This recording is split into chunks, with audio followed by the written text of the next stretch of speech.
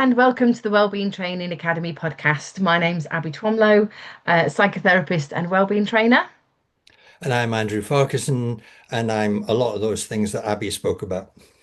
So today's episode is a really meaningful one because we're recording ready for Children's Mental Health Week, which in 2026 runs from the 9th to the 15th of February. Yeah, and this year's theme is This is my place. And it's a powerful way of talking about something that sits right at the heart of children's mental health.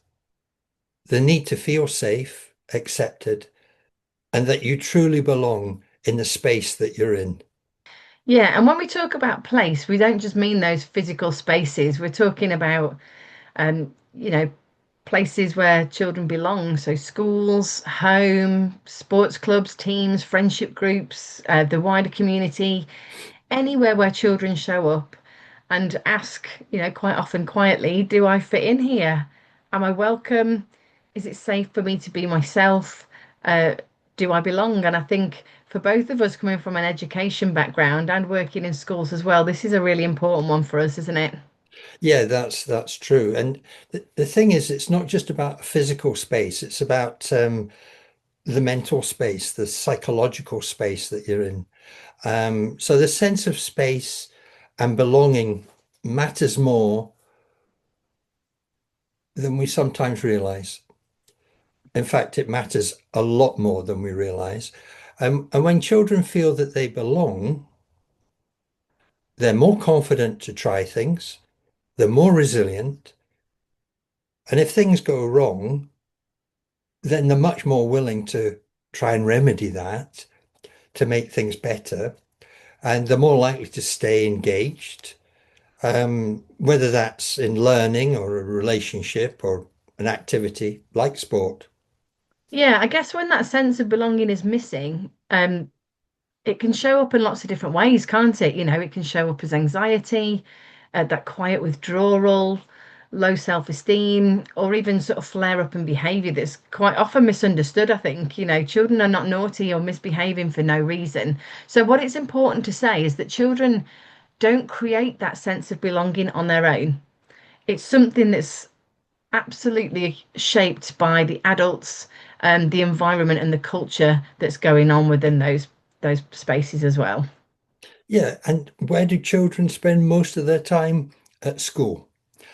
So schools play a huge role in this, of course, but they're not the only places that matter. After school activities, sport, community activities are often where children spend a lot of their time. And these spaces can have a real powerful effect on how children see themselves and where they feel that they belong. Yeah, I mean, I know for me as a young person, and I know you as well, sport was a big part of our lives, wasn't it? You did a lot of hockey and things like that. I did a lot of dancing and dramatics and things. And those places can be a place where children feel really connected and they feel really valued. And I suppose part of something bigger than just themselves. And they should be places where effort is noticed and mistakes are allowed, and everybody has a role that sort of fits into that community. But we also know that that kind of thing can sometimes be a place of pressure, especially in sport. Um, it can create that sense of fear or that feel to need that fear, that feeling of needing to compare yourself to others, especially for those children that are already lacking in confidence. That's right. And that's why Children's Mental Health Week is such a good opportunity to pause and reflect. It's not about doing more or getting things perfect or exactly right. It's uh, it's about asking simple but important questions. What does it feel like to be a child in this space?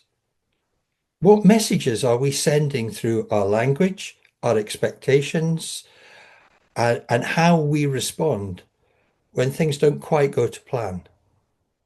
And it's a difficult one, isn't it? Because the people that are in charge of those spaces a lot of the time, they're not trained in that kind of thing. It's all going to be learned from their own experiences. And I guess, if you're a family that's listening, or your child's in a club like that, this week's a reminder that children's mental health isn't about shielding them from challenge. I think actually in our current climate, we try and we sort of overprotect children.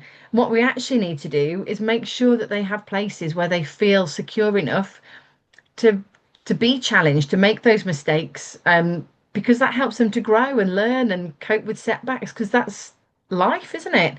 And that applies just as much on a sports pitch or a stage as it does in the classroom or at home. For coaches and teachers and leaders, it's about recognizing the influence that you already have. You have a huge influence, even if you don't think you do. You do. Small moments. It's not necessarily the big things, it's the small things. How do you greet and welcome the child? How do you respond to any mistakes or things that don't work out?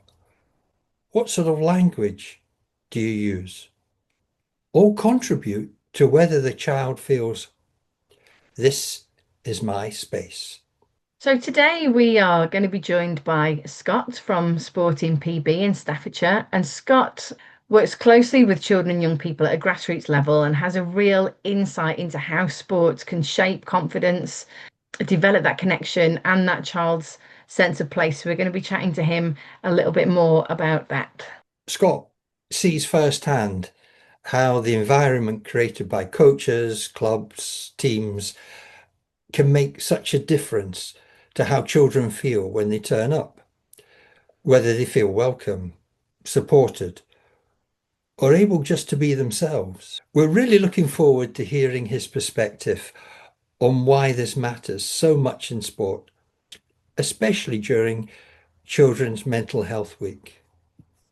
So today we are going to be focusing and talking about how sport can support children's mental health, what the theme, This Is My Place, looks like in practice, and how organisations like Sporting PB help create those environments where children feel welcome, supported, psychologically safe and confident to be themselves. Okay, so Scott, Children's Mental Health Week focuses on the idea of belonging and feeling part of something. So, from your experience, why is sport such a powerful place for children to find that really important sense of belonging? Yeah, well, sport is it's a major part in a child's life, really. For me personally, growing up in sport, I think it gives a lot of children a variety of different skills and different attributes that they can ultimately get involved with, and that's across all different sports. So my background predominantly is football. However, I did get involved with cricket, and at the moment now, obviously coaching different sports through Sporting PB through the business. We see a real benefit of how sport can really integrate into a child's life, and that's not just whilst playing. That's also away from the court, the pitch, or whatever sport that they like to play and love to play. So, from a belonging point of view, I think children need to find what they enjoy, and that's the most important thing. You know, we try and encourage as many people as possible to be able to have a go at different sports. As I say, them different skill sets can really have a major impact with their own personal mental health as well. And for me, it's the adults as well being open and honest, and being able to drive them to, one, get involved with sport, but two, give them the opportunity to be able to investigate, to be able to try, and to be able to fall in love with, whether it's one sport, whether it's two sports, or whether it's a wide range of sports.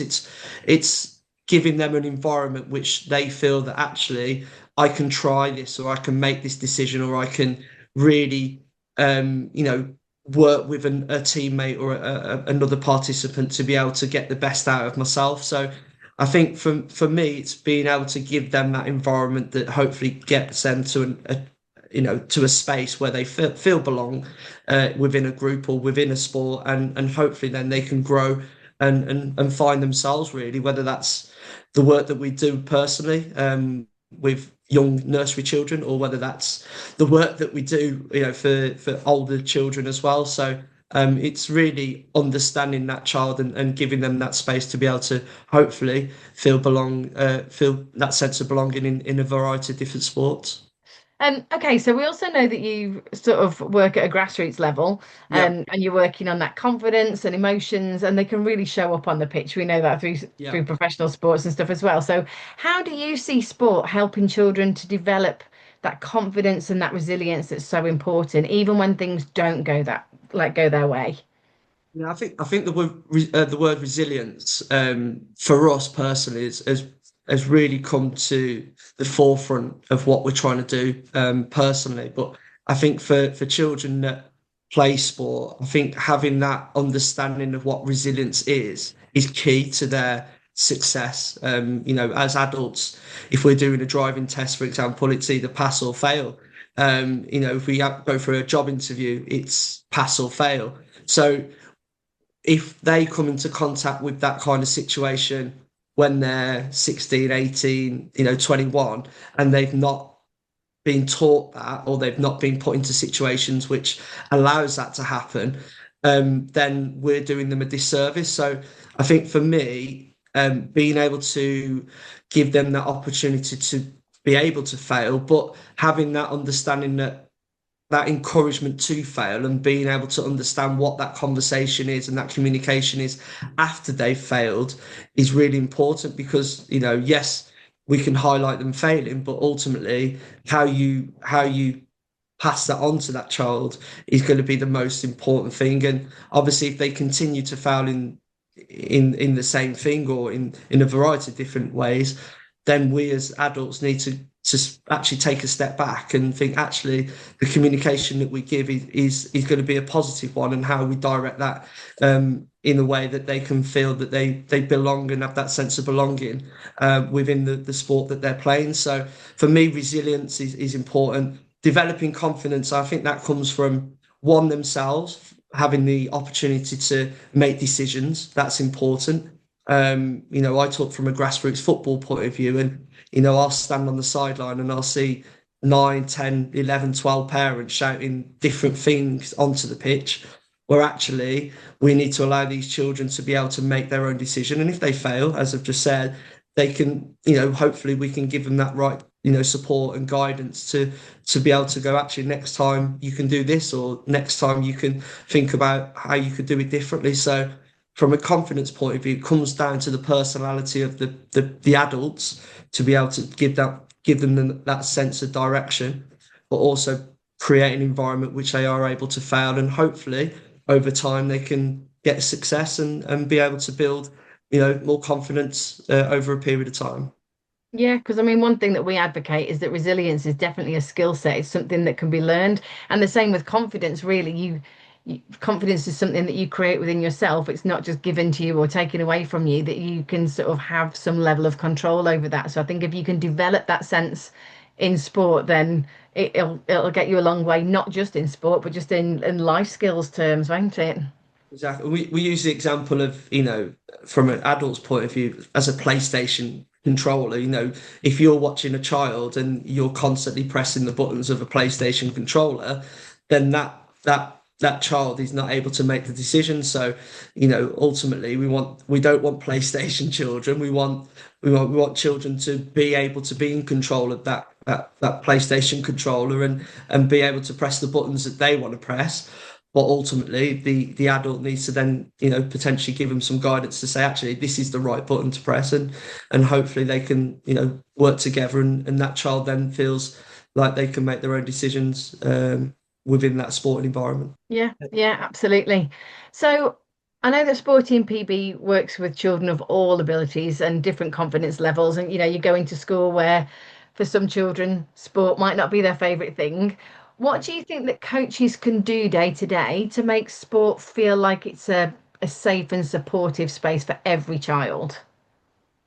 I think for me, sport's probably the secondary thing. I think the most important thing from our point of view is being able to connect with that child, and be able to give them a chance to talk, be able to give them a chance to um, explain what they want and what they want to try and get out of the sport. And, like I said to you earlier, we've got children of 18 months to 2 years that we are giving an opportunity through for our multi-skills program for the nursery section provision. And, I'll use an example. We had a child a couple of weeks ago who didn't like a whistle. He was scared of a whistle, and we have the mat that they all sit on. And he was sat on the side when he saw the whistle. He didn't want to engage. And then I realised that child didn't want the whistle, so we put the whistle away. And now, over the last couple of weeks, he's now sitting on that mat with the rest of the children. That's nothing to do with sport. That's down to one, having an understanding of how the child works, and obviously everyone's different and have their own individual attributes, and we got to understand that. But secondly, then encouraging and using that confidence to be able to go to this child or whoever it is, actually, it's okay, don't worry, we'll support you. And it goes back to early developing that confidence. He's now got the confidence to sit on that mat. He's now got the confidence to work within the group, and he's now got the trust from myself, and I've got his trust that we can work together. So there's an example there where actually sport is the secondary part of it. It's how do we get them children to step onto the mat or step onto the pitch or step onto, that sporting environment. And then hopefully then you can then give them a coaching session or a match or whatever it is to build that confidence to be able to go, actually, I don't want to just do a session. I don't want to just be a part of one activity. I want to do a 6-week block. I want to do a year's worth of, sessions. So it's making sure that each person is understood, and then hopefully then you can start getting that rapport with them. One of the things that we do look at is the vision. So our mission is giving every individual the opportunity to achieve their personal best. So the PB means personal best. So everything that we do is around personal best, whether that's stepping onto the pitch, whether that's being able to work with a team, whether that's values and being resilient. So that PB really, is the foundation of all the work that we do. Brilliant. Okay, so if there's a parent or coach listening to this during Children's Mental Health Week, what's one small thing that you believe can make a big difference to that child's experience of sport? Is there anything that they can do at home or as a coach that can help to make that big difference? Yeah, well, I think I'm not a parent myself, so I don't personally obviously have that engagement as such, obviously from a coaching point of view. But I think it's just having that ability to care about the child. We'll care about their safety, we'll care about, who they're meeting, we'll care about all aspects of life. And I'm sure there's parents and adults out there that really care about what they do in sport. Obviously, there might be some that don't. So I think it's really having an understanding and really having that care of a child and how we can support them through that journey, and understanding that they all have bad days. Whether they perform on the pitch or they don't perform on the pitch, or they're not really listening. Adults, we all have bad days, and we'll all probably just sit in a corner and just want silence. So we've got to understand actually these children are going through a process of growing. They're going through a process of understanding life. They're going through a process of social media, etc. So actually, adults have to work even harder to understand the child and really gain an understanding of their emotions and how they're thinking. And I think once adults have done that, and once we understand the child, then we can support them. If we go gung-ho and obviously not understand the child and not understand their emotions and how they're feeling about sport, etc., then we can't be able to give them guidance in the future. So having that connection, creating that relationship, having a real understanding of what they want and how they can support them, I think that would make a big difference, really. And it's not all the be all and end all. Like I said to just about the PB, if one little step of them creating their personal best is a success, then let's celebrate it. It's not becoming an elite footballer, it's not becoming an elite hockey player or whatever the sport. It's progression, and if that progression's over 6 years, 10 years, 12, whatever it is, then so be it. Let's just support them in their journey, and hopefully, they'll feel, built with confidence and developed confidence to be able to go and play different sports. So Yeah, yeah, absolutely. that's what I'd say.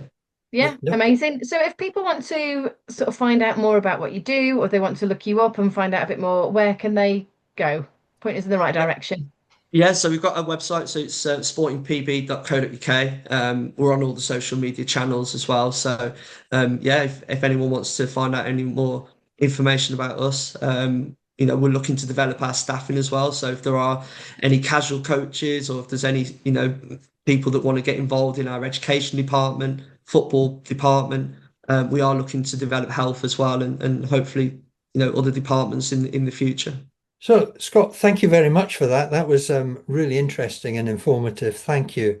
Look forward to seeing you again when you can come back on our podcast and tell us a bit more about this sort of thing. Thank you once again. Yeah, thank you. It's been really insightful. And as we go into Children's Mental Health Week, I hope you found some useful ideas and tips, and it's giving you some food for thought. But until next time, take care of yourself. See you soon. Bye. Bye.